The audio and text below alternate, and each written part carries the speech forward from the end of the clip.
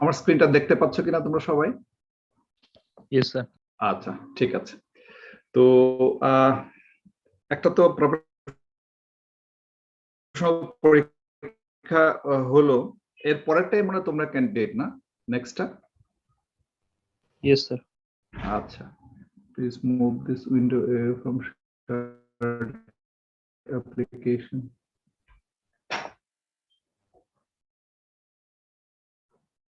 আচ্ছা, তো তোমাদের কার্ডিওভাস্কুলার সিস্টেম এবং হেমাটোলজি এই দুইটা সিস্টেম আমার পড়ানোর কথা। গতদিনে আমি হাইপারটেনশন সম্পর্কে তোমাদের সম্ভবত বলেছি, আর মাঝখানে তোমাদের সম্ভবত অ্যাকিউট করোনারি সিনড্রোমের উপর একটা লেকচার হয়েছে, তাই না? তো আজকে তোমাদের একটু বড় ক্লাস হবে, অ্যাকিউট রিউমেটিক ফিভার এবং হার্ট ডিজিজ, অর্থাৎ এই প্রসঙ্গে ভালভুলার হার্ট ডিজিজটা আর কি মোটামুটি এর কিছু অংশ কভার করবো আর কি। এটা অনেক বড় চ্যাপ্টার ভালভুলার হার্ট ডিজিজ, তো এটার অংশ মানে কিছু অংশ কভার করার চেষ্টা করবো। অ্যাকিউট রিউমেটিক ফিভার তোমরা পেডিয়াট্রিক্সে পড়বে, তো এটা মোটামুটি ভাবে তোমার মেডিসিনেও কিন্তু এখান থেকে প্রশ্ন আসে রিটেনে অনেক সময়, এবং মেডিসিনে এটা কভার করা হয়। সো আমরা অ্যাকিউট রিউমেটিক ফিভার দিয়ে শুরু করি। তো acute rheumatic fever তোমরা সবাই জানো, is the result of an autoimmune response to pharyngitis caused by infection with group A beta hemolytic streptococcus. এই দেখো এখানে একটা জিনিস হচ্ছে, এটা কিন্তু ইনফেকশন নয়, this is not an infection, this is an autoimmune response to an infection. autoimmune response to an infection. ইনফেকশনটা কোথায় হচ্ছে? ফ্যারিংসে। এটা সোর থ্রট নিয়ে এই পেশেন্টগুলা প্রথমে ভুগে সোর থ্রটে, যেটা কিনা একটা specific organism group A beta hemolytic streptococcus, এটা দিয়ে তার একটা ফ্যারিঞ্জাইটিস হবে। এই ফ্যারিঞ্জাইটিসের রেসপন্সে, যেটা আমরা কিছু পরেই আমরা ডিটেলসে আমরা যাব, একটা অটোইমিউন রেসপন্স হয়। সেই অটোইমিউন রেসপন্সের অংশ হিসেবেই অ্যাকিউট রিউমেটিক ফিভারটা মানে আত্মপ্রকাশ করে। আর রিউমেটিক হার্ট ডিজিজ হচ্ছে কোনটা? এটা হচ্ছে long term sequel of acute rheumatic fever, long term damage of cardiac valves caused by acute rheumatic fever, যেটা কিনা হতে পারে একটা single severe episode of rheumatic ফিভারের পরে, অথবা multiple recurrent episode of rheumatic ফিভারের পরে হতে পারে, as a result of damage of the cardiac valves. As a result of damage of the cardiac valves. এই দুটো হচ্ছে ইন্ট্রোডাকশন। তো আমরা অ্যাকিউট রিউমেটিক ফিভারে চলে যাই। অ্যাকিউট রিউমেটিক ফিভারটা এটা চিলড্রেনে হয়, যেমনটা বলছিলাম যে পেডিয়াট্রিক্সে তোমরা ইউজুয়ালি পড়ো, কিন্তু ইয়াং অ্যাডাল্টসেও কিন্তু এটা হতে পারে। 5 to 15 ইয়ার্স এটা মোস্ট কমন, কিন্তু তারপরেও কিন্তু ইয়াং অ্যাডাল্টসদের ক্ষেত্রেও অ্যাকিউট রিউমেটিক ফিভার হতে পারে। এটা ওয়েস্টার্ন ইউরোপ এবং নর্থ আমেরিকা, যেটা মানে উন্নত দেশ, সেখানে কিন্তু ভেরি রেয়ার, কিন্তু it remains still endemic in different parts of Asia. আমরা যখন স্টুডেন্ট ছিলাম বা ডাক্তারি জীবনের প্রথম দিকে কিন্তু আমরা প্রচুর রিউমেটিক ফিভার আমরা পেয়েছি, চিকিৎসা করেছি, কিন্তু এখন তোমরা যখন মানে পাশ করে ইন্টার্ন করবে বা তোমাদের প্রফেশনাল লাইফে ঢুকবে, তোমরা অতটা পাবে না, অনেকটা কমে আসছে, কারণ আমরাও কিন্তু উন্নত দেশের দিকে এগিয়ে যাচ্ছি। সে কারণে কিন্তু আমাদের দেশেও কিন্তু রিউমেটিক ফিভারের যে ইনসিডেন্স সেটা কমতে শুরু করেছে।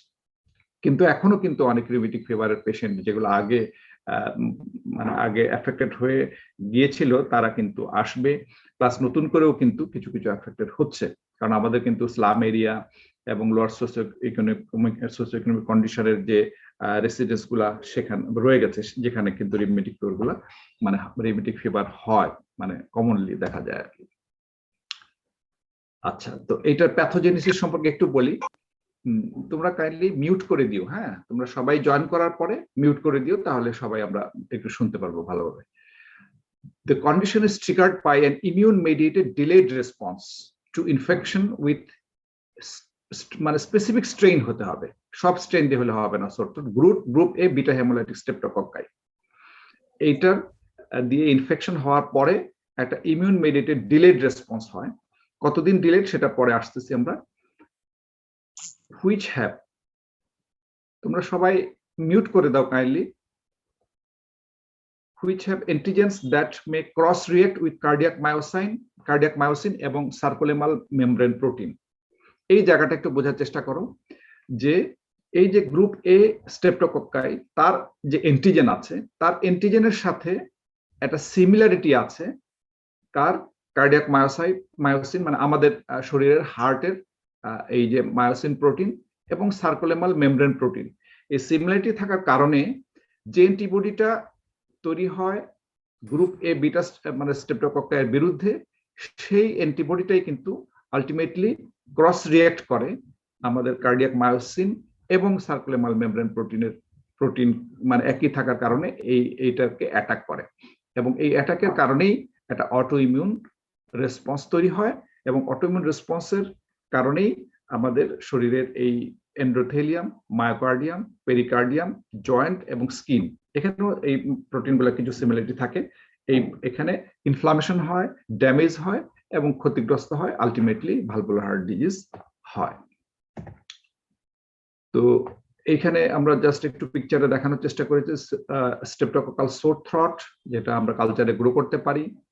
এইটা হচ্ছে স্ট্রেপ্টোকক্কাই, এরকম ভাবে এইভাবে থাকে। তো এইটা এখানে এই ইনফেকশন দিয়ে কিন্তু রিমেটিক ফিভার হয় না। এই ইনফেকশনের 10 to 14 ডেজ, কেউ কেউ বলে প্রায় 3 সপ্তাহ পরে একটা ইমিউনোলজিক্যাল রিঅ্যাকশন হয় স্ট্রেপ্টোকক্কাল সোর থ্রট ইনফেকশনের পরে, যেটা কিনা ক্রস রিঅ্যাক্ট করে এই টিস্যুগুলির সাথে, বিশেষত সার্কুলেমাল প্রোটিন এবং কার্ডিয়াক মায়োসিনের সাথে হার্টে জয়েন্টস গুলাতে মানে ইনভলভ করে, জয়েন্ট গুলা, স্কিন এবং ব্রেইন, এই 4টা জায়গা কিন্তু ইনভলভ করে। কথা বলছো, এখানে ইনভলভ করে সিডেনহাম কোরিয়া, স্কিনে ইনভলভ করে দুইটা লিশন হয়, আমরা পরে বলছি। হার্ট ইনভলভ করে, হার্টের যে 3টা লেয়ার আছে, এই 3টা লেয়ারকে ইনভলভ করে, পেরিকার্ডিয়াম, মায়োকার্ডিয়াম, এন্ডোকার্ডিয়াম, এবং জয়েন্টস গুলাকে এফেক্ট করে। ক্লিনিক্যাল ফিচার যদি আমরা বলি যে অ্যাকিউট রিমেটিক ফিভার একটা মাল্টি সিস্টেম ডিজর্ডার, দেখলা 4টা জায়গা এফেক্ট করলো, সেই জন্য মাল্টি সিস্টেম বলা হচ্ছে। এবং এটা প্রেজেন্ট করে কিভাবে, ফিভার নিয়ে আসে, অ্যানোরেক্সিয়া, লেথার্জি, এটা systemic complications of inflammation, joint pain 2 to 3 weeks after the episode of streptococcal pharyngitis.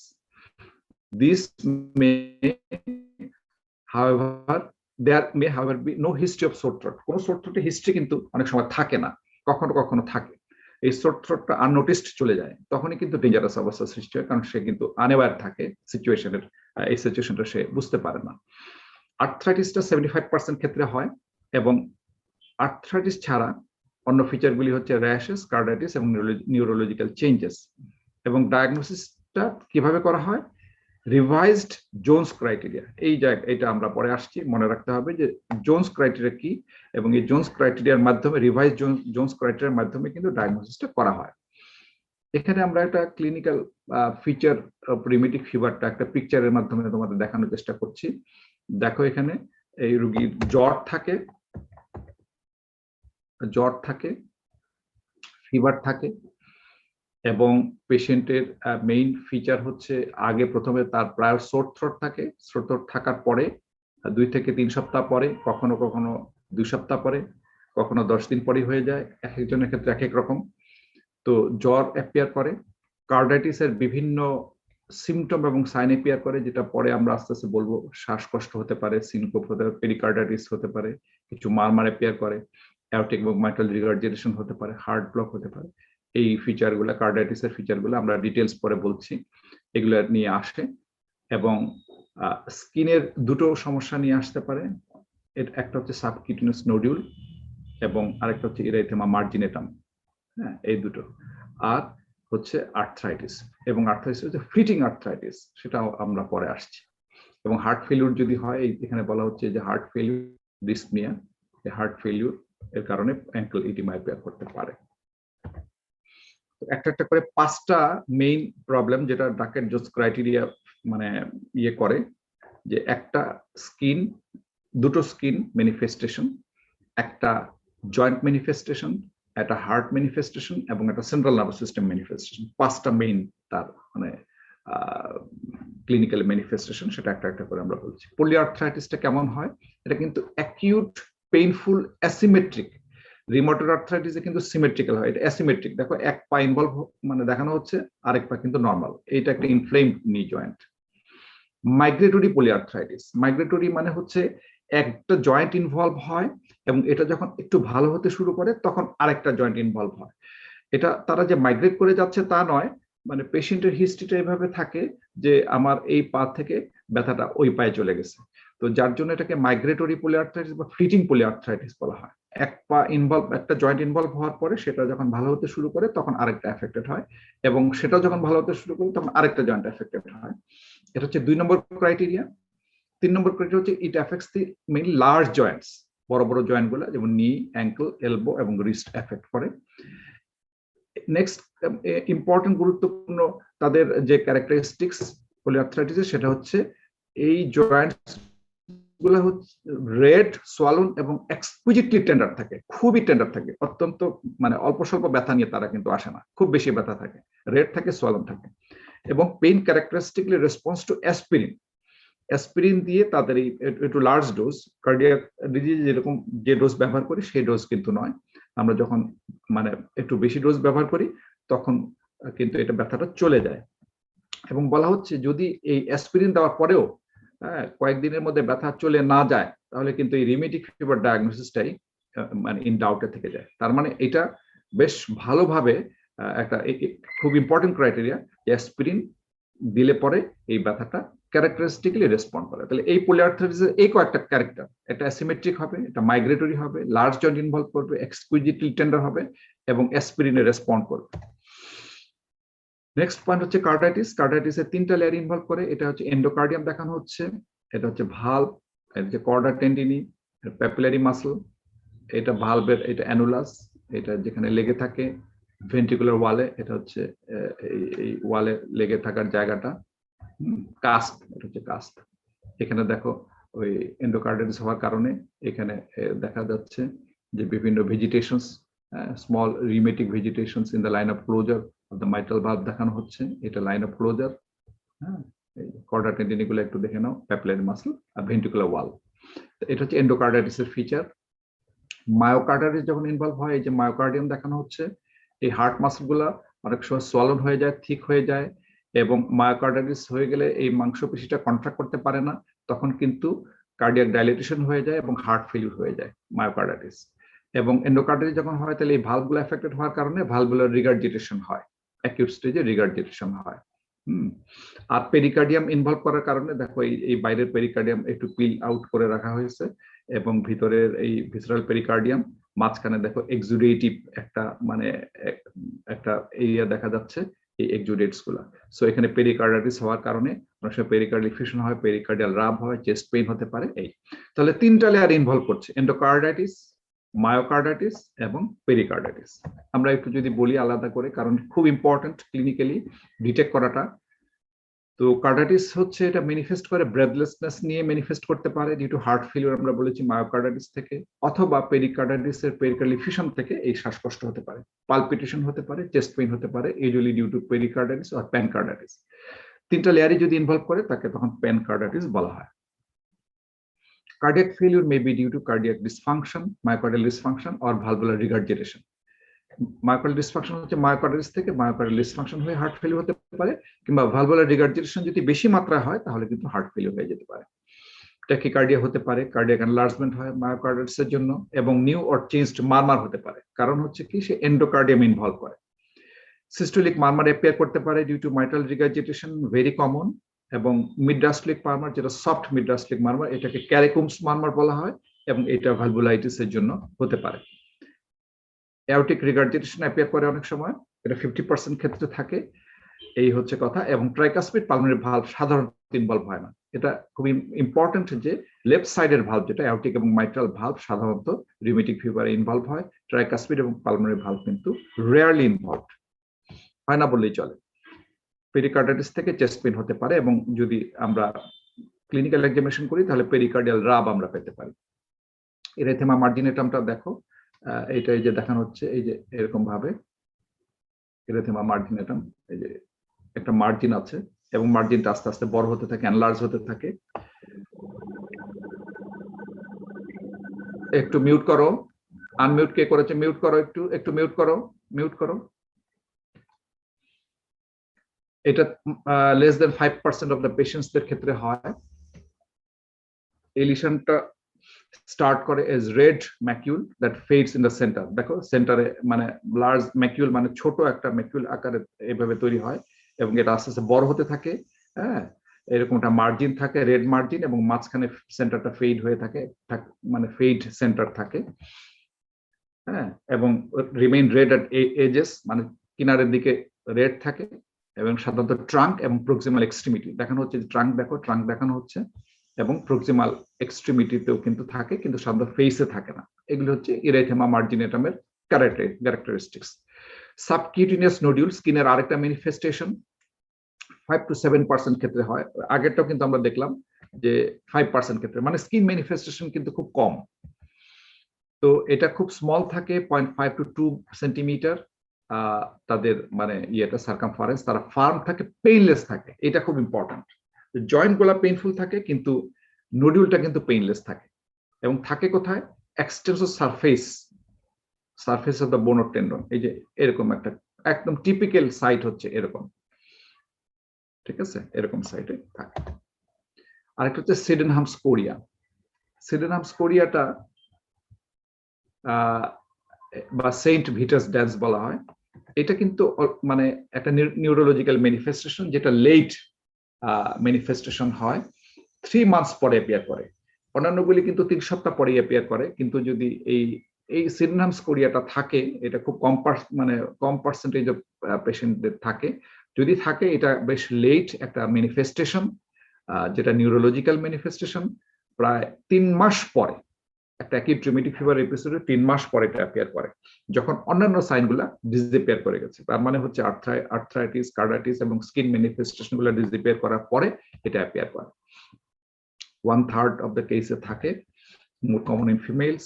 Emotional lability থাকে, এবং পারপাসলেস ইনভলান্টারি কোরিফর্ম মুভমেন্ট থাকে। Purposeless involuntary choreiform movement of the hands and feet or face. এইভাবে তারা manifest করে সিডেনহামস Korea. তাহলে 5টা আমরা বলে ফেললাম। ইনভেস্টিগেশনে আমরা চলে আসি।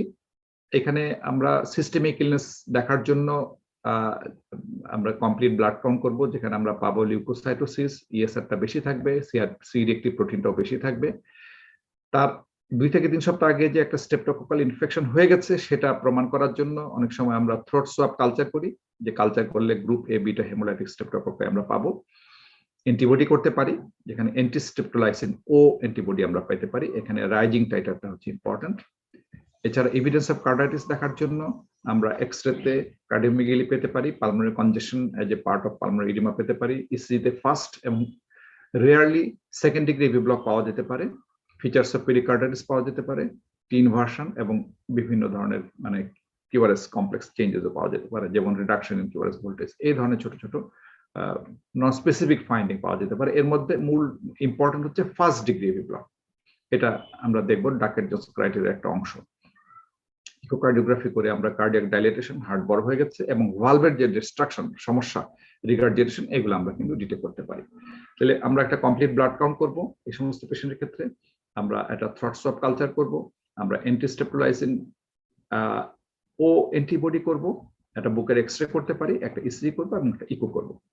এই মোটামুটি 6টা ইনভেস্টিগেশন করলেই আমরা ডায়াগনোসিস করে ফেলতে পারবো। এবং ডায়াগনোসিস আমরা আগেই বলছি যে একটা জোন্স ক্রাইটেরিয়ার মাধ্যমে ডায়াগনোসিস করা হয়। এই ক্রাইটেরিয়াটা আমরা বলছি।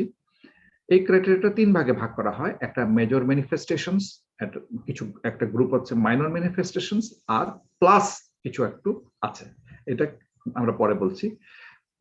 মেজর ম্যানিফেস্টেশন 5টা আমরা অলরেডি আগেই বলে ফেলছি: carditis, arthritis, polyarthritis, chorea, erythema marginatum এবং সাবকিউটিনিয়াস নোডিউল। একটা হার্টের, একটা জয়েন্টের, 2টো স্কিনের এবং একটা সেন্ট্রাল নার্ভাস সিস্টেমের। মাইনর ম্যানিফেস্টেশন হচ্ছে ফিভার, আর্থ্রালজিয়া। আর্থ্রালজিয়া তখনই কাউন্টেড হবে যখন পলিআর্থ্রাইটিস না থাকবে। কারো যদি পলিআর্থ্রাইটিস থাকে, তখন কিন্তু আর্থ্রাইটিসটা কাউন্ট হবে না। প্রিভিয়াস রিমেটিক ফিভার, আগে রিমেটিক ফিভার যদি হিস্ট্রি থাকে, সেটা একটা মানে মাইনর ম্যানিফেস্টেশনস। রেজড ইএসআর, যেটা আমরা ইনভেস্টিগেশনে বললাম, রেজড ইএসআর এবং সিরিক্রিপ প্রোটিন, এটা হচ্ছে একটা মাইনর ম্যানিফেস্টেশন। লিউকোসাইটোসিস এবং ফার্স্ট ডিগ্রি এভি ব্লক, যেটা আমরা ইসিজিতে বললাম যে ফার্স্ট ডিগ্রি এভি ব্লক, এই কয়েকটা হচ্ছে মাইনর ম্যানিফেস্টেশন। প্লাস হচ্ছে evidence of preceding streptococcal infection. আগে যে তার স্ট্রেপ্টোকক্কাল ইনফেকশন হয়ে গেছে, তার মধ্যে আমরা অলরেডি বললাম যে raised anti-streptolysin O or other antibody titer, positive throat swab culture এবং হিস্ট্রি থেকে রিসেন্ট স্কারলেট ফিভার, এই 3 প্ল্যাটফর্মের কিন্তু এভিডেন্স লাগবে। এবং আমরা ডায়াগনোসিস করব কিভাবে? ডায়াগনোসিস বেসড, খুব ইম্পর্টেন্ট, ডায়াগনোসিস বেসড আপন 2 or more মেজর ক্রাইটেরিয়া। তো মিউট করো তোমরা।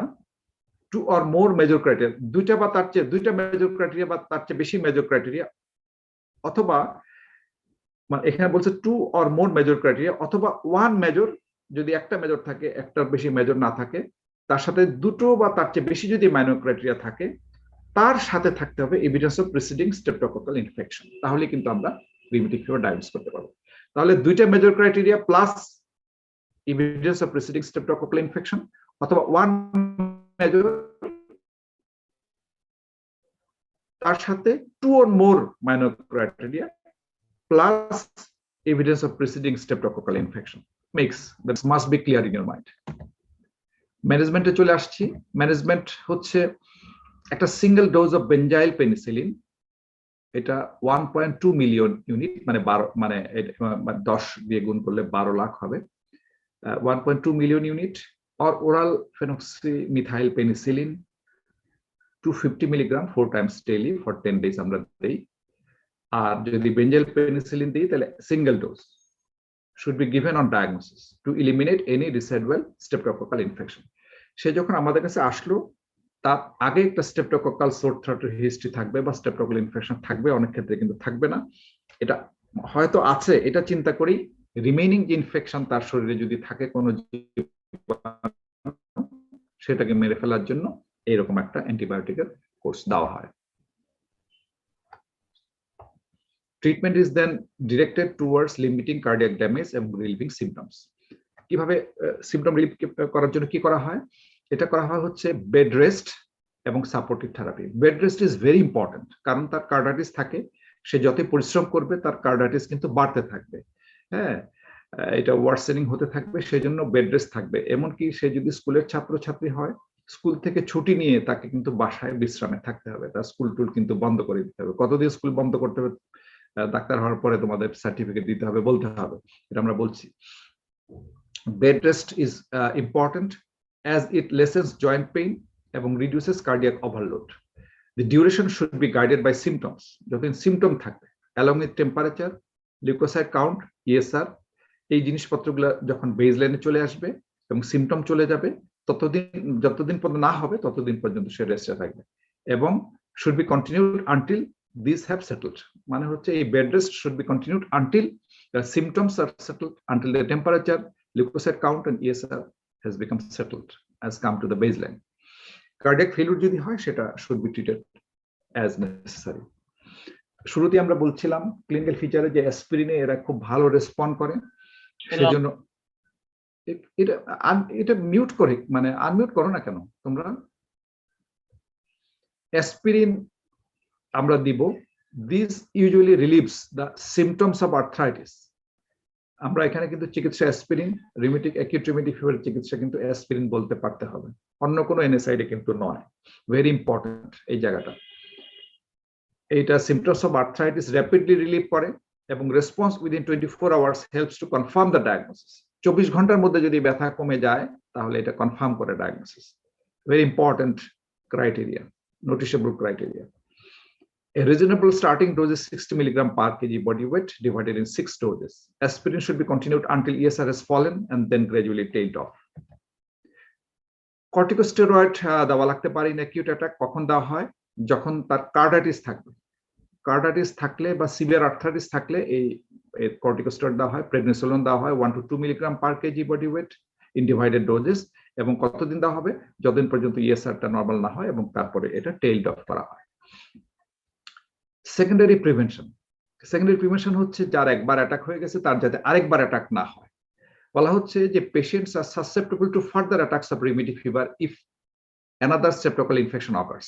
আরেকটা যদি স্ট্রেপ্টোকক্কাল ইনফেকশন তার হয়, আরেকটা অ্যাটাক অফ রিউমেটিক ফিভার হবে, আরো কার্ডিয়াক ড্যামেজ হবে। সেই জন্য কিন্তু একবার যার অ্যাটাক হয়ে যায় তার আরেকবার অ্যাটাক যাতে না হয়, সেই জন্য লং টার্ম প্রোফাইল্যাক্সিস দেওয়া হয় with penicillin that should be given as benzathine penicillin 1.2 million units monthly or 3 weekly। সাধারণত 3 উইকলি দেওয়া হয়। তাহলে বেনজাথিন পেনিসিলিন, এটা লং অ্যাক্টিং পেনিসিলিন কিন্তু। Further attack of acute rheumatic fever are unusual after the age of 21 years. 21 বছরের পরে সাধারণত unusual, কিন্তু হতে পারে। এই জন্য যেহেতু 21 বছরের পরে এটা মানে আনইউজুয়াল, সেই জন্য প্রোফাইল্যাক্সিসটা 21 বছর পর্যন্ত অনেক সময় দেওয়া হয়। When prophylaxis may be stopped. However, it should be extended if an attack has occurred in past 5 years. তার মানে যখন তার অ্যাটাক হচ্ছে, সেই অ্যাটাক থেকে 5 বছর বা তার 21 বছর বয়স, whichever is longer. ধরা যাক একটা লোকের 19 বছর বয়সে তার অ্যাকিউট রিউমেটিক ফিভার মানে দেখা দিল, 19 বছর বয়সে দেখা দিল, তার থেকে এখন 21 বছর 2 বছর পরে, তাহলে 21 বছর বয়সে আমরা কিন্তু প্রোফাইল্যাক্সিস স্টপ করব না, 19 বছর থেকে আমরা 5 বছর কন্টিনিউ করব। আরেকজন লোকের দেখা গেল 15 বছর বয়সে অ্যাটাক হলো, তার 20 বছর বয়সে 5 বছর শেষ, তখন আমরা কিন্তু শেষ করব না, তার 21 বছর বয়সে আমরা মানে কমপ্লিট হওয়ার পরে শেষ করব। মানে অ্যাটাক থেকে 5 years or 21 years of age, whichever is longer, সেই পর্যন্ত আমরা এটা আমরা মানে কন্টিনিউ করব।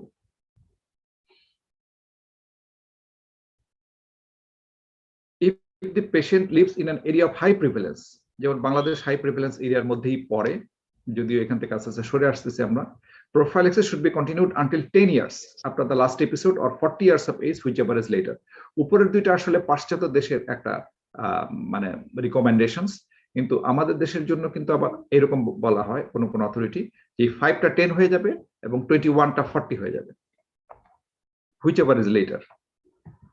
কিন্তু যাদের একটা বলি যে যাদের কার্ডাইটিস হয়ে গেছে, যাদের অলরেডি কার্ডাইটিস হয়ে গেছে, ভালভুলার হার্ট ডিজিজ হয়ে গেছে, তাদের লাইফ লং প্রোফাইল্যাক্সিস দেওয়ার জন্য কিন্তু রিকমেন্ডেশন আছে, যে লাইফ লং তাদেরকে কিন্তু দিতে হবে প্রোফাইল্যাক্সিস। আমরা প্রথম পোর্শন শেষ করে ফেললাম, দ্বিতীয় পোর্শনে আমরা চলে আসছি, ক্রনিক রিউমেটিক হার্ট ডিজিজ বা ভালভুলার হার্ট ডিজিজ। শুরুতে আমরা বললাম যে এটা একটা সিকুয়েলি অফ অ্যাকিউট রিউমেটিক ফিভার থেকে হয়।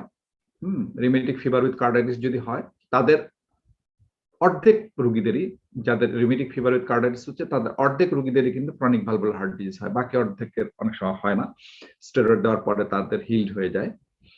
এবং এইদিকে আরেকটা জিনিস তথ্য এখানে লক্ষ্য করার মতো, যে single episode, sub episodes of rheumatic fever pass আননোটিসড। এটা আমরা রোগীরা অনেক সময় এরকম হিস্ট্রি দেয় না, যে এরকম অর্ধেক রোগীরাই কিন্তু হিস্ট্রি দেয় না। Mitral valve is the most commonly involved মানে valve in acute rheumatic fever, almost 90% ক্ষেত্রে হতে পারে। নেক্সট ভালভ হচ্ছে aortic valve, এবং আমরা আগেই বলেছি যে ট্রাইকাসপিড এবং pulmonary valve is very rarely involved. Main pathology হচ্ছে এটা প্রোগ্রেসিভ ড্যামেজ হয়ে ভালভগুলা পরে ফাইব্রোসিস হয়ে যায়, ফাইব্রোসিস হয়ে এই ভালভগুলা অনেক সময় সরু হয়ে যায়, স্টেনোসিস হয়ে যায়, এবং ভালভের যে কাস্পগুলো আছে সেই কাস্পগুলা ছিদ্র হয়ে যায়, ডিস্টর্ট হয়ে যায়, এবং হয়ে রিগার্জিটেশন হতে পারে।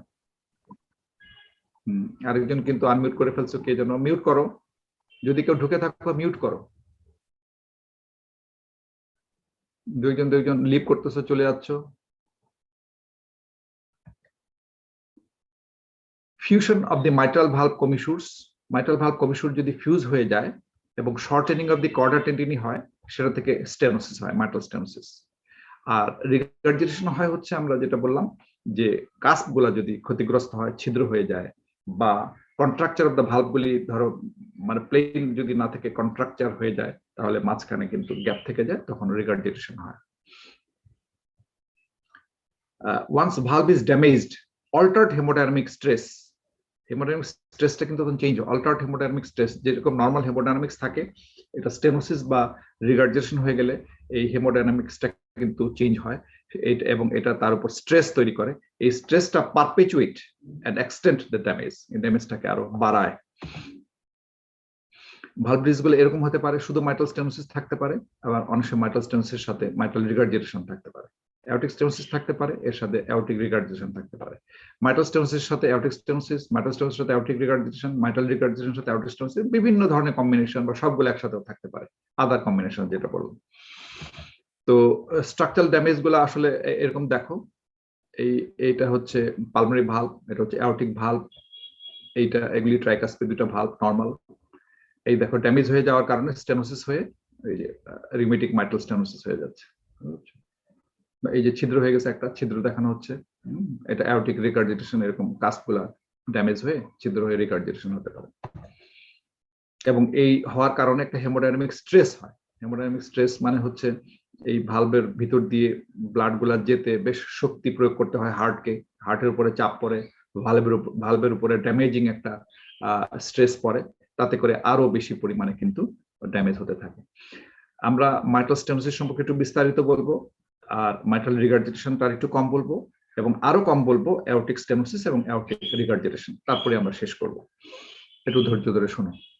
একজনের জন্য করে লিভ করতেছো 138, 137, এখন 136। মাইট্রাল স্টেনোসিসটা দেখো, খুব ইম্পর্টেন্ট তোমাদের পরীক্ষার জন্য। এখানে দেখো মাইট্রাল স্টেনোসিসে কি হয়, এটা একটা স্কিমাটিক রিপ্রেজেন্টেশন। এটা লেফট ভেন্ট্রিকল, এটা লেফট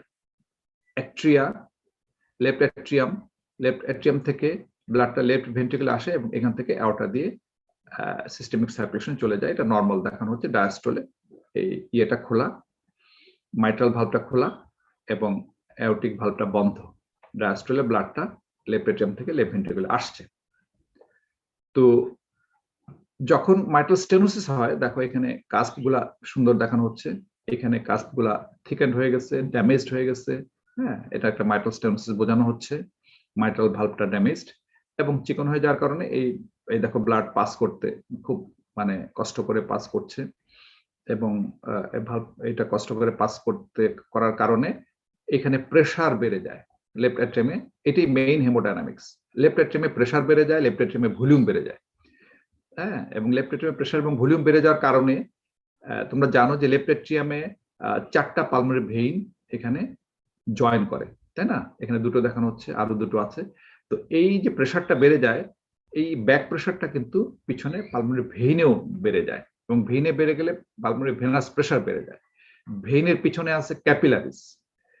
আমরা পরের ছবিতে এই হেমোডাইনামিক্সটা দেখাই, ঠিক ওই ছবির কন্টিনিউশন হিসেবে তোমরা দেখো প্যাথোফিজিওলজিটা, যে লেফট অ্যাট্রিয়াম থেকে লেফট ভেন্ট্রিকলে ব্লাডটা আসার কথা ছিল, কিন্তু ড্যামেজড মাইট্রাল ভালভ থাকার কারণে এই 4টা পালমোনারি ভেইন দিয়ে এই যে এলিভেটেড লেফট অ্যাট্রিয়াল প্রেসারটা, সেই প্রেসারটা ব্যাক প্রেসার ট্রান্সমিটেড হয়ে যায় এই পালমোনারি ভেইনে, ট্রান্সফার হয়ে যায়। অর্থাৎ রেজড লেফট অ্যাট্রিয়াল প্রেসার থাকার কারণে রেজড ভেনাস প্রেসার হয়।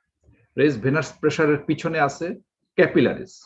এই ক্যাপিলারি গুলা লাংস এর ভিতরে আছে, এটা লাংস বোঝানো হচ্ছে। এখানে পালমোনারি ভেনাস কনজেশন হয়ে যায় এবং পালমোনারি ইডিমা হয়ে যায় যদি প্রেসারটা বেশি বেড়ে যায়।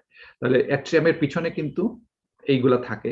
এই কল্পনা করে এই জিনিসগুলো সবসময় মাথায় আনবে, যার কারণে আমি ছবিটা দিয়ে দিলাম যে এটা পালমোনারি ভেনাস বেড। সেখানে এই প্রেসার বেড়ে যাওয়ার কারণে এখান থেকে কিন্তু ট্রানজুরেশন হয় ফ্লুইড হয়ে পালমোনারি কনজেশন এবং পালমোনারি ইডিমা হয়ে তার শ্বাসকষ্ট হতে পারে, পালমোনারি কনজেশন। ঠিক আছে? এবং তারও পিছনে আছে কি আছে, তার পিছনে পালমোনারি আর্টারির ব্রাঞ্চ গুলা, ছোট ছোট ব্রাঞ্চ অফ পালমোনারি আর্টারি, এবং তারও পিছনে পালমোনারি আর্টারি, তারও পিছনে রাইট ভেন্ট্রিকল। এটা চিন্তা করতে হবে। তো এই রকম একটা এরকম যদি এখান থেকে তো আসলে ব্লাডটা এদিকে আসে নরমালি, রাইট ভেন্ট্রিকল থেকে ব্লাডটা পাম্পড আউট হয়ে পালমোনারি আর্টারির মাধ্যমে এখানে আসে, তারপরে এখানে লাংসে অক্সিজেনেশন হয়ে এদিকে আসে। কিন্তু এখানে একটা প্যাথোলজি থাকার কারণে ব্যাক প্রেসার এই ঘটনাগুলো ঘটছে। তো এখানে যখন প্রেসারটা বেশি বেড়ে যায় এবং কনজেশন হয়, তার রেসপন্সে পালমোনারি আর্টারিগুলো কিন্তু কনস্ট্রিক্ট করে, রিয়েক্টিভ কনস্ট্রিকশন, কথা বলছো, রিয়েক্টিভ কনস্ট্রিকশন করে। রিয়েক্টিভ কনস্ট্রিকশন গুলো অনেকদিন থাকার কারণে সেগুলো হাইপারট্রফি করে এবং আলটিমেটলি পালমোনারি প্রেসারটা বেড়ে যায়। সো পালমোনারি আর্টারিতে রেজড প্রেসার বেড়ে যায় এবং পালমোনারি হাইপারটেনশন হয়। পালমোনারি হাইপারটেনশন হওয়ার কারণে রাইট ভেন্ট্রিকল দেখে যে তার আফটার লোড বেড়ে গেছে। এই রাইট ভেন্ট্রিকল আফটার লোড যখন বেড়ে যায়, তখন রাইট ভেন্ট্রিকলটা কিন্তু ওভারলোডেড হয় এবং রাইট ভেন্ট্রিকলটা হাইপারট্রফি করে এবং আলটিমেটলি রাইট ভেন্ট্রিকল কিন্তু ফেল করে। ফেল করলে তখন আবার রেজড ভেনাস প্রেসার হয়, মানে তোমার জুগুলার ভেইনটা বড় হয়, অ্যানলাস টেন্ডার লিভার এবং অ্যাঙ্কেল ইডিমা নিয়ে আসতে পারে।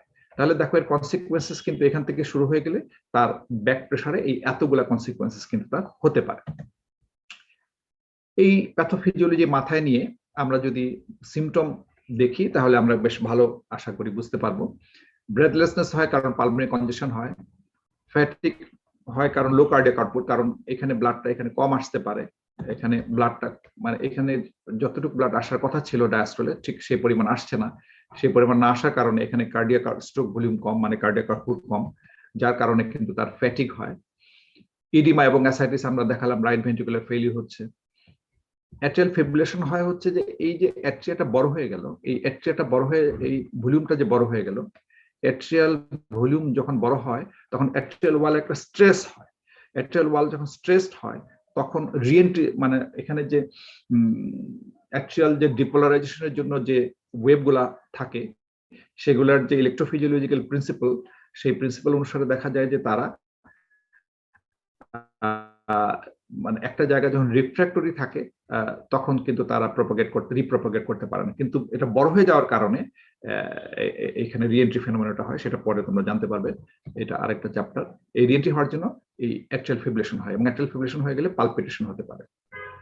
পালমোনারি কনজেশন এবং বেশি যদি হয় পালমোনারি কনজেশন তাহলে হেমোপ্রাইসিস হতে পারে, কাফ হতে পারে পালমোনারি কনজেশন থেকে, চেস্ট পেইন হতে পারে পালমোনারি হাইপারটেনশন থেকে, এবং থ্রোম্বোএম্বোলিক ম্যানিফেস্টেশন হতে পারে অ্যাট্রিয়াল ফিব্রিলেশনের জন্য। অ্যাট্রিয়াল ফিব্রিলেশন হয়ে গেলে কি হয়, যখন অ্যাট্রিয়া ফিব্রিলেট করে তখন এই অ্যাট্রিয়াটা কিন্তু কন্ট্রাক্ট করতে পারে না, সে একটা ইনএফেক্টিভ কন্ট্রাকশন হয়। তখন এটা বলা হয় ব্যাগ অফ কুইভারিং ওয়ার্মস। একটা ব্যাগের মধ্যে যদি কিছু আমরা আর্থওয়ার্ম রেখে দিই তাহলে ব্যাগটা যেরকম ওয়ালটা যেভাবে করবে কুইভারিং ওয়ার্মস, মানে ইফেক্টিভ কন্ট্রাকশন হয় না, শুধু এভাবে করতে থাকবে, তো ওয়ালটা শুধু কন্ট্রাক্ট করতে থাকবে। অ্যাট্রিয়াল ফিব্রিলেশনে তাই হয়, এবং যার কারণে এখানে ভেনাস স্ট্যাসিস হয়, স্ট্যাসিস হয়ে থ্রম্বাস ফর্মেশন হতে পারে, থ্রম্বাস ফর্মেশন হয়ে কিন্তু এই থ্রম্বাসটা লেফট এট্রিয়াম থেকে লেফট ভেন্ট্রিকুলে, এবং যখন ফিব্রিলেট করবে তখন শুধু লেফট এট্রিয়ামই ফিব্রিলেট করে না, লেফট এট্রিয়াম ও রাইট এট্রিয়াম তোমরা জানো একটা সিনসিটিয়াম, দুটো একই সাথে ফিব্রিলেট করবে। সো রাইট এট্রিয়ামেও তোমার কিন্তু ইয়ে হবে, সেরকম ভেনাস স্ট্যাসিস হবে, রাইট এট্রিয়ামেও থ্রম্বাস ফর্মেশন হবে, বিশেষত অ্যাট্রিয়াল অ্যাপেন্ডেজে থ্রম্বাসটা ফর্মেশন হয়, এবং অ্যাট্রিয়া থেকে থ্রম্বাসটা রাইট ভেন্ট্রিকুলে বা লেফট অ্যাট্রিয়াম থেকে লেফট ভেন্ট্রিকুলে আসতে পারে। লেফট ভেন্ট্রিকল থেকে হয়ে গেলে সিস্টেমিক এম্বোলিজম হতে পারে এবং স্ট্রোক হতে পারে। রাইট এট্রিয়াম থেকে রাইট ভেন্ট্রিকল আসলে তখন পালমোনারি এম্বোলিজম হতে পারে, এই পালমোনারি এম্বোলিজম বলা হচ্ছে। আর এই লেফট সাইড থেকে স্ট্রোক এবং ইসকেমিক লিম্ব, মানে যে কোনো লিম্বে যদি এই থ্রোম্বোএম্বোলিজম হয় তাহলে ইসকেমিক স্ট্রোক বা ইসকেমিক লিম্ব হতে পারে। So this are the manifestation of mitral stenosis. Sign কি কি হবে, এই একটা চিত্র দিয়ে আমরা সাইনটা বোঝাচ্ছি। এখানে মেলার ফ্লাশ হতে পারে due to low cardiac output, small volume pulse, যেহেতু স্ট্রোক ভলিউমই কম। অ্যাট্রিয়াল ফিব্রিলেশন তোমাদের বোঝানো হলো, atrial fibrillation. Tapping apex beat, মানে অ্যাপেক্স বিটার ট্যাপিং মানে হচ্ছে মানে মাইট্রাল ভালভটা লেফট অ্যাট্রিয়াল প্রেসারটা বেশি থাকার কারণে চট করে খুলে যায়, ঠাস করে খুলে যায়, এই জন্য একটা ট্যাপিং অ্যাপেক্স বিট হয়, এবং যার জন্য লাউড ফাস্টার সাউন্ড হয়। এবং না সরি, এটা মানে এইটা ভুল বলছি, মানে ট্যাপিং অ্যাপেক্স বিট হচ্ছে চট করে বন্ধ হয়ে যাওয়ার জন্য, আর ঠাস করে খুলে যায় যেটা যায় সেটার জন্য ওপেনিং স্ন্যাপ হয়, মানে খুলতেও শব্দ হয় বন্ধ হতেও শব্দ হয়। ঘটনা হচ্ছে এটা যে খুলতে যে শব্দ হয় এটার জন্য কিন্তু ওপেনিং স্ন্যাপ হয়। আবার মনে রাখতে হবে যে ওপেনিং স্ন্যাপটা কিন্তু suggest that mitral valve is mobile. এই কথা এখানে একটু একটা কথা বলি, যে ড্যামেজ মাইট্রাল ভালভের পরে আস্তে আস্তে যখন আরো ড্যামেজ হতে থাকে তখন এখানে অনেক সময় ক্যালসিফিকেশন হয়ে যায়। ক্যালসিফিকেশন হয়ে গেলে পরে মাইট্রাল ভালভটা অনেক সময় মোবিলিটি কমে যায়। মোবিলিটি কমে গেলে তখন ওপেনিং স্ন্যাপটা কিন্তু ডিসঅ্যাপিয়ার করে আস্তে আস্তে, ওপেনিং স্ন্যাপটা তখন পাওয়া যায় না, এবং লাউড ফাস্টার সাউন্ডটাও কিন্তু আস্তে আস্তে সফট হতে থাকে। সো লাউড ফাস্টার সাউন্ড এবং ওপেনিং স্ন্যাপ যদি পাওয়া যায়, this suggest pliable mobile mitral valve.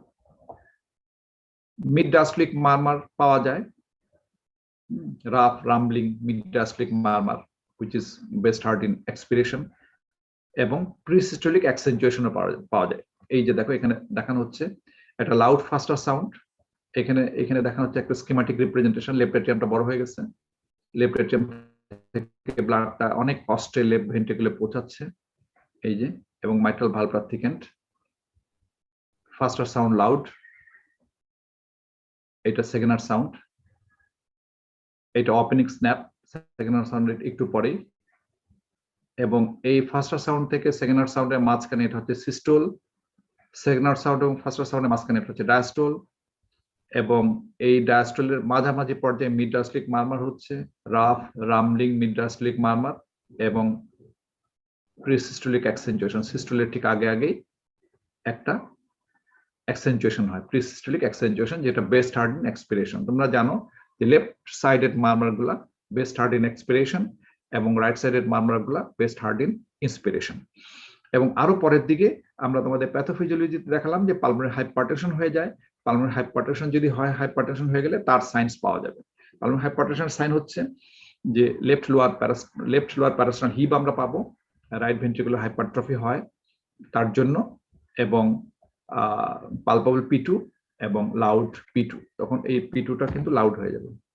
এই A2 P2 মিলে এই যে P2টা, এখানে সেকেন্ডারি সাউন্ডের দুইটা কম্পোনেন্ট, একটা অ্যাওরটিক কম্পোনেন্ট, পালমোনারি কম্পোনেন্ট। এই pulmonary component of the secondary সাউন্ডকে আমরা বলি P2। এই P2টা লাউড হবে পালমোনারি হাইপারটেনশন। পরীক্ষার সময় অনেক সময় জিজ্ঞেস করা হয় যে সাইন্স অফ পালমোনারি হাইপারটেনশনটা কি, এই কয়েকটা কথা বলতে হবে। এবং একটু আগে আমরা বললাম যে ওপেনিং স্ন্যাপটা কিন্তু লস্ট হয়ে যায় যখন calcification of the mitral valve.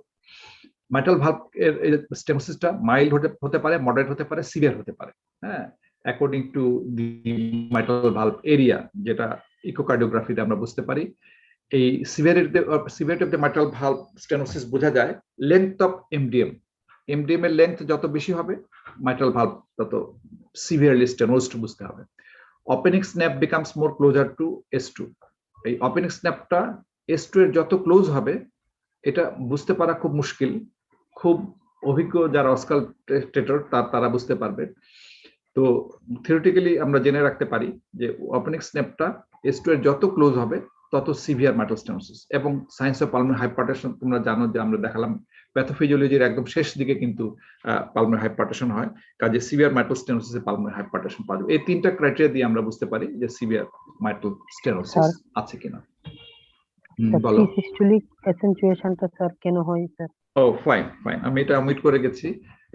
ধন্যবাদ তোমাকে। খুব মানে এটা কিন্তু অত্যন্ত মানে গুরুত্বপূর্ণ একটা জায়গা যে প্রিস্টোলিক অ্যাসেন্টুয়েশনটা কেন। তোমরা জানো যে ডায়াস্টলের অনেকগুলো পার্ট।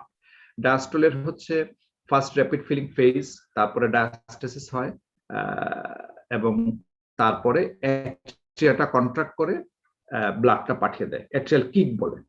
ডায়াস্টলের শেষের অংশে অ্যাট্রিয়াটা কন্ট্রাক্ট করে ব্লাডটা পাঠায়, তাই না? এবং এই যে লাস্ট পার্টে অ্যাট্রিয়া কন্ট্রাক্ট করে ব্লাডটা ভেন্ট্রিকুলে পাঠাচ্ছে। So last part of the diastole যেটা, সেটা অ্যাট্রিয়াল কিক। এই অ্যাট্রিয়াল কন্ট্রাকশনের জন্যই কিন্তু এই ইয়েটা হচ্ছে, এই যে তোমার সিস্টোলিক অ্যাসেন্টুয়েশন। যেহেতু অ্যাট্রিয়াটা ফোর্স করে ব্লাডটা পাঠাচ্ছে, অ্যাট্রিয়াল সিস্টোলের মাধ্যমে ব্লাডটা পাঠাচ্ছে, এই ন্যারোড মাইট্রাল ভালভ দিয়ে যে ব্লাডটা যাচ্ছে, এই ব্লাডটা যাওয়ার জন্য এই শব্দটা হচ্ছে প্রিসিস্টোলিক অ্যাসেন্টুয়েশন। এখন এইটা কখন তাহলে অ্যাবসেন্ট থাকবে তুমি বলতে পারবা? when this প্রিসিস্টোলিক অ্যাসেন্টুয়েশন will be absent, যখন অ্যাট্রিয়া কন্ট্রাক্ট করতে পারবে না, অর্থাৎ যখন অ্যাট্রিয়াল ফিব্রিলেশন থাকবে। যখন অ্যাট্রিয়া কন্ট্রাক্ট করতে পারবে না, ইন অ্যাট্রিয়াল ফিব্রিলেশন, তখন এই প্রিসিস্টোলিক অ্যাসেন্টুয়েশনটা অ্যাবসেন্ট থাকবে। বোঝা যাচ্ছে তো? জি স্যার। ওকে,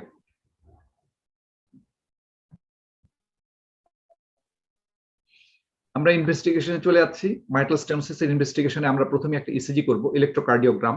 সাইনাস রিদমে যদি থাকে তাহলে ইসিজিতে একটা বাইফিট পিওএফ থাকবে due to left atrial enlargement. আমরা আগে বলেছি লেফট এট্রিয়াল এনলার্জমেন্ট থাকে, এই যে লেফট এট্রিয়াল তোমাদের আগে দেখানো হয়েছে লেফট এট্রিয়াল এনলার্জমেন্ট।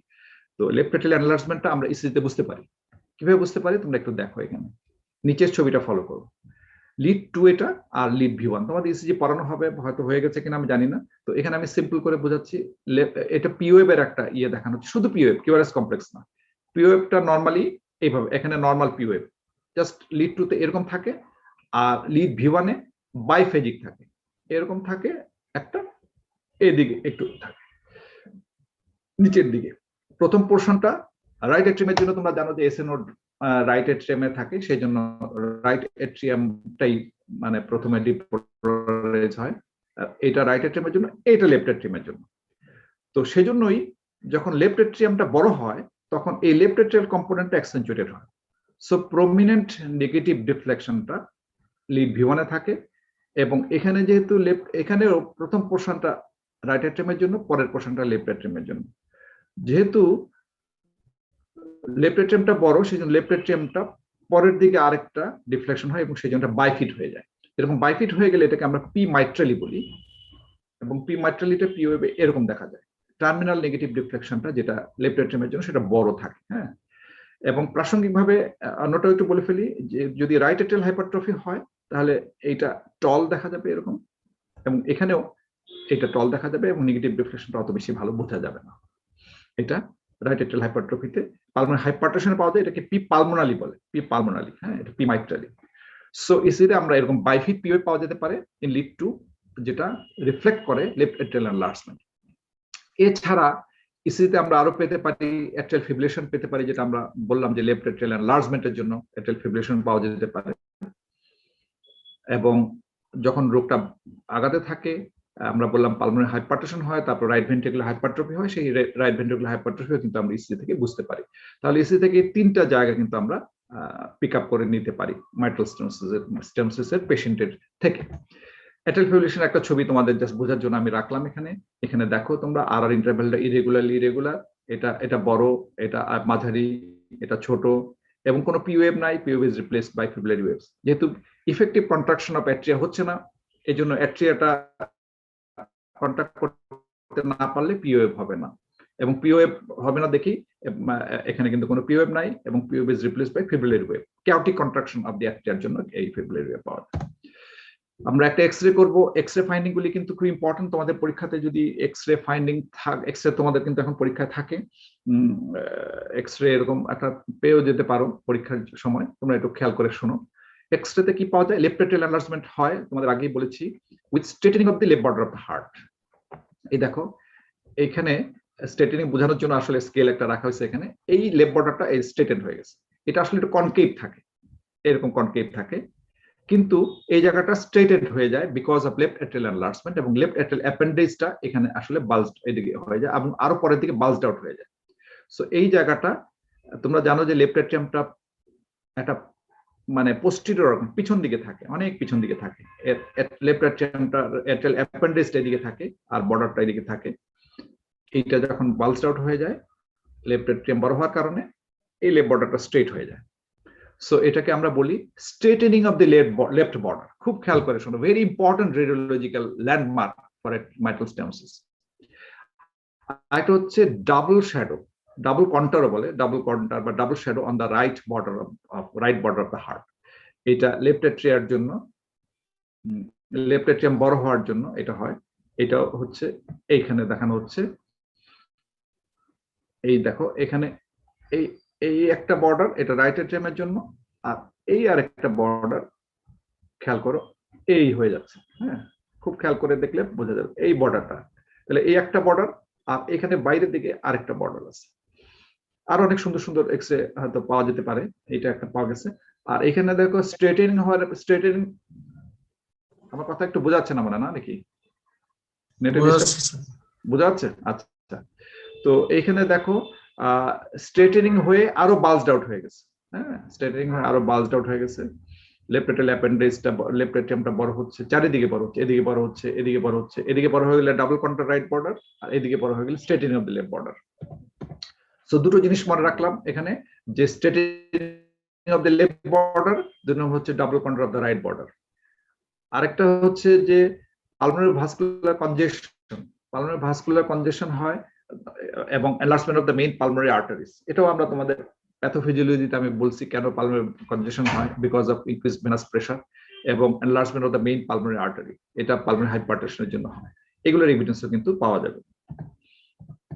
ইকোকার্ডিওগ্রাম তোমাদের জন্য খুব বেশি লাগবে না, তোমরা শুধু এটাই জেনে রাখো যে ইকোকার্ডিওগ্রাম করে আমরা মাইট্রাল স্টেনোসিসটা কনফার্ম করব যে আছে, এবং মাইট্রাল স্টেনোসিসের যে severity of the mitral stenosis আমরা ডিফাইন করতে পারবো বাই মাইট্রাল ভালভ এরিয়া। এবং মাইট্রাল ভালভটা যে মানে কাস্পগুলো যে থিকেন্ড, লেফট এট্রিয়াম যে বড় আছে, ভালভগুলোর মোবিলিটি কেমন, কমিশনগুলো ফিউজড আছে কিনা, কতটা ফিউজড আছে ডিগ্রি, এই সব কিছু আমরা নির্ধারণ করতে পারবো। পুঙ্খানুপুঙ্খ ভাবে আমরা কিন্তু বিশ্লেষণ করে আমরা এটা ডায়াগনোসিসে এবং ডিগ্রি অফ মাইট্রাল স্টেনোসিস আমরা নির্ধারণ করতে পারবো। আচ্ছা, আমরা ম্যানেজমেন্টে চলে আসি। মাইট্রাল স্টেনোসিসের সময় বেশি নাই, তো একটু দ্রুত যেতে হবে। Mild mitral stenosis may need no treatment, শুধুমাত্র prompt therapy for attacks of bronchitis, যেটা ওই পালমোনারি কনজেশনের জন্য ব্রঙ্কাইটিসের কিছু অ্যাটাক হয়, সেটা আমরা কিছু প্রম্পট ট্রিটমেন্ট দিলেই হবে। ইনফেক্টিভ এন্ডোকার্ডাইটিস কিন্তু আসলে পিওর মাইট্রাল স্টেনোসিস আনকমন, এবং রুটিন ইনফেক্টিভ এন্ডোকার্ডাইটিসের প্রোফাইলাক্সিস দরকার নাই। Early symptoms of mitral stenosis যেমন মাইল্ড ডিসনিয়া, হ্যাঁ, এই যে পালমোনারি কনজেশন হচ্ছে সেজন্য কিন্তু ডিসনিয়া হয়, এবং এটা লো ডোজ ডায়াবেটিক দিয়ে কিন্তু আমরা চিকিৎসা করি। এবং অ্যাট্রিয়াল ফিব্রিলেশন যখন অ্যাপিয়ার করবে তখন যে চিকিৎসাগুলো দেওয়া হয় সেগুলো হচ্ছে বিটা ব্লকার, ডিকক্সিন এবং rate limiting calcium channel blocker. Rate limiting calcium channel blocker হচ্ছে ডিলটিয়াজেম এবং ভেরাপামিল, এগুলো দিয়ে চিকিৎসা করা হয়। এবং অ্যান্টিকোগুলেশন দেওয়া হয় to prevent atrial thrombus formation এবং সিস্টেমিক এম্বোলাইজেশন। একটু আগে আমরা বলেছি যে যদি অ্যাট্রিয়াল ফিব্রিলেশন হয়, left atrial stasis of blood হয় because of ineffective atrial contraction, then there is formation of atrial thrombus, বিশেষ করে অ্যাট্রিয়াল অ্যাপেন্ডিজের ভিতরে হয়, অ্যাট্রিয়াল ভিতরে হতে পারে, লেফট এবং রাইট দুইটা অ্যাট্রিয়াতেই হয়। লেফট অ্যাট্রিয়াম হলে লেফট ভেন্ট্রিকুলার সিস্টেমিক এম্বোলাইজেশন হয়, আর রাইট অ্যাট্রিয়াম যদি হয় সেখান থেকে রাইট ভেন্ট্রিকুলে গিয়ে পালমোনারি এম্বোলাইজেশন হয়। এটা যাতে না হয় সেজন্য আমরা অ্যান্টিকোগুলেশন দিই, and this is a form of therapy, মানে one principle of therapy in mitral stenosis with atrial fibrillation. এবং ম্যানেজমেন্টের এটা প্রথম ধাপ হচ্ছে মেডিকেল ম্যানেজমেন্ট। এটা হচ্ছে মেডিকেল ম্যানেজমেন্ট, তিনটা ম্যানেজমেন্ট বলবো, মেডিকেল ম্যানেজমেন্ট, ইন্টারভেনশনাল ম্যানেজমেন্ট এবং পরে বলবো সার্জিক্যাল ম্যানেজমেন্ট। তো দ্বিতীয় হচ্ছে ইন্টারভেনশনাল ম্যানেজমেন্ট, ইন্টারভেনশন করা হয়। এটা বলা হচ্ছে যে পালমোনারি হাইপারটেনশন যদি ডেভেলপ করে এবং যদি সিমটমস অফ পালমোনারি কনজেশন পারসিস্ট করে ডেসপাইট মেডিকেল থেরাপি, তখন ইন্টারভেনশনাল বা surgical relief of mitral stenosis is advised, তখন এইটা দরকার হয়। অর্থাৎ মেডিকেল ট্রিটমেন্টে দেওয়ার পরেও যদি রোগী সিমটোমেটিক থাকে এবং যদি দেখা যায় যে রোগীর সিভিয়ার মাইট্রাল স্টেনোসিস থাকে, পালমোনারি হাইপারটেনশন থাকে, তখন এই চিকিৎসাগুলো করা হয়। এটা একটু খেয়াল করো, খুব বেশি কিছু বলবো না, এটা জাস্ট আমরা তোমাদের এক্সপ্লেইন করবো, বইতে আছে, তোমরা জাস্ট বুঝো। এই যে যেটা করা হয় ইন্টারভেনশনাল ম্যানেজমেন্ট, এটার নাম হচ্ছে ট্রান্সসেপ্টাল বেলুন ভালভুলোপ্লাস্টি। ট্রান্সসেপ্টাল বেলুন ভালভুলোপ্লাস্টি, এখানে ইংগুইনাল লিগামেন্টের এখানে ছিদ্র করে এখানে তোমার এই এখান থেকে একটা ক্যাথেটার প্রবেশ করানো হয়, যেটা আইভিসি দিয়ে রাইট এট্রিয়ামে ঢুকে এবং ইন্টারঅ্যাট্রিয়াল সেপ্টাম দিয়ে এই যে অ্যাট্রিয়াল সেপ্টাল পাংচারের মাধ্যমে এইটা ঢুকে যায় লেফট রাইট এট্রিয়াম থেকে লেফট এট্রিয়ামে গিয়ে এই মাইট্রাল ভালভ দিয়ে এইটা এইখানে এখানে ঢুকানো হয়। ঢুকায় এখানে কিন্তু একটা বেলুন চুপসানো অবস্থায় থাকে, এখানে যখন গেল তখন বেলুনটাকে কিন্তু ফুলিয়ে দেওয়া হয়। ফুলিয়ে দিলেই এই বেলুন ক্যাথেটারটা যখন বাইরে থেকে ফুলানো যায়, ফুলিয়ে দিলেই মাইট্রাল স্টেনোসিসটা রিলিভড হয়ে যায়, বড় হয়ে যায়। বড় হয়ে গেলে তখন কিন্তু ওই মানে ক্যাথেটারটা আবার উইথড্র করে নিয়ে আসা হয়, এবং এখানে যে ছিদ্র করা হলো এটা কিন্তু পরে বন্ধ হয়ে যায়, এটা কোনো সমস্যা হয় না। এটা হচ্ছে ট্রান্সসেপ্টাল বেলুন ভালভুলোপ্লাস্টি, মাইট্রাল স্টেনোসিসে করা হয়। এটা একটা ইন্টারভেনশনাল প্রসিডিউর এবং এটা কিন্তু ঢাকায় করা হয়, হরহামেশাই করা হয়। তো এটা কখন করা হয়, যে প্লায়েবল ভালভ থাকতে হবে, যখন little involvement of the sub valvular apparatus. Sub valvular মানে হচ্ছে ভালভের নিচে যে অ্যাপারেটাস, ভালভের নিচে কি কি থাকে, কর্ডা টেন্ডিনি থাকে, প্যাপিলারি মাসল থাকে, এগুলো যদি বেশি একটা ইনভলভ না হয়, ফাইব্রোস না হয়, কন্ট্রাকচার না হয়, এবং এখানে যদি ক্যালসিফিকেশন না থাকে, তখন এটা করা হয়। এবং minimal or no mitral regurgitation, isolated mitral stenosis থাকতে হবে। এই দুইটা কন্ডিশন ফুলফিল করলে এইটা করা হয়, এবং এক্সপার্ট হ্যান্ডও থাকতে হবে। So this is shortly short description about transseptal balloon valvuloplasty, an interventional procedure which is performed in mitral stenosis. Surgical procedure হচ্ছে দুটো, একটা হচ্ছে ক্লোজড এবং ওপেন মাইট্রাল ভালভোটমি। এটা খুব একটা করা হয় না, ওপেন মানে একদম ওপেন হার্ট সার্জারি করে মাইট্রাল ভালভগুলা একটু কাইন্ডলি মিউট করো, তোমরা একটু কাইন্ডলি মিউট করো, প্লিজ মিউট করো, যার মোবাইল বাজছে একটু মিউট করো। মানে মোবাইলই চলে আসছে, মানে মোবাইল দেখতেছো তো।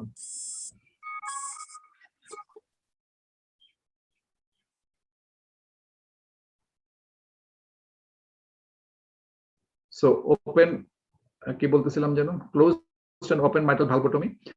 আর একটা হচ্ছে mitral valve replacement, surgery valve replacement করা হয়। কখন করা হয়, যখন মাইট্রাল রিগার্জিটেশন যখন থাকে, মাইট্রাল স্টেনোসিসের সাথে যদি মাইট্রাল রিগার্জিটেশন থাকে, ব্যাডলি ডিজিজড বা ক্যালসিফাইড ভালভ যদি থাকে, এবং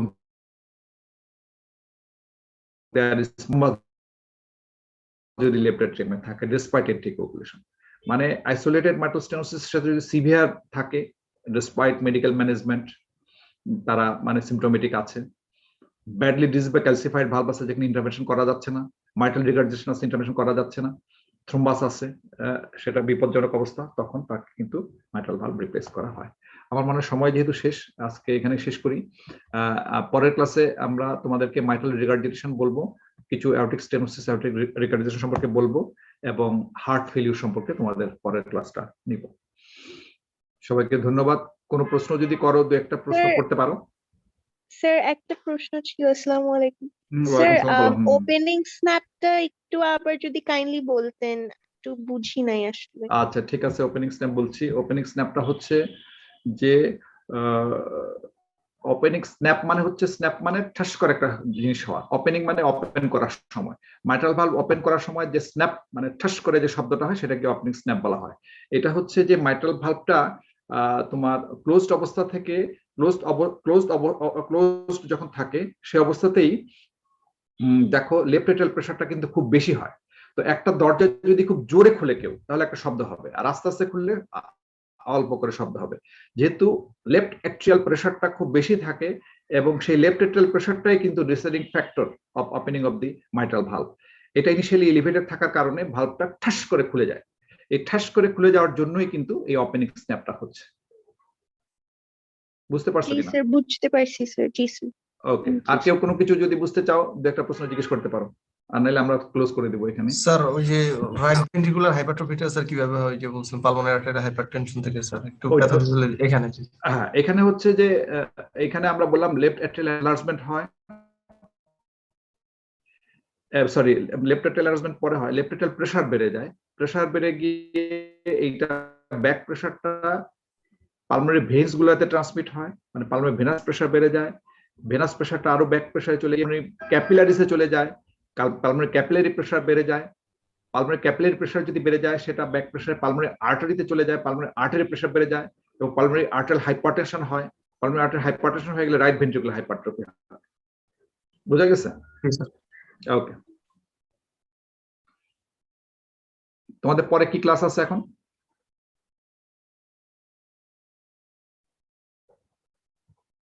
তোমাদের পরে কি ক্লাস আছে এখন? কোনো লেকচার আছে? Sir medicine clinical. মেডিকেল সিন ক্লিনিক্যাল। ওকে ঠিক আছে, আমি তোমাদের কাছ থেকে বিদায় নিচ্ছি। Thank you so much for joining. অবশ্যই স্যার। হ্যাঁ।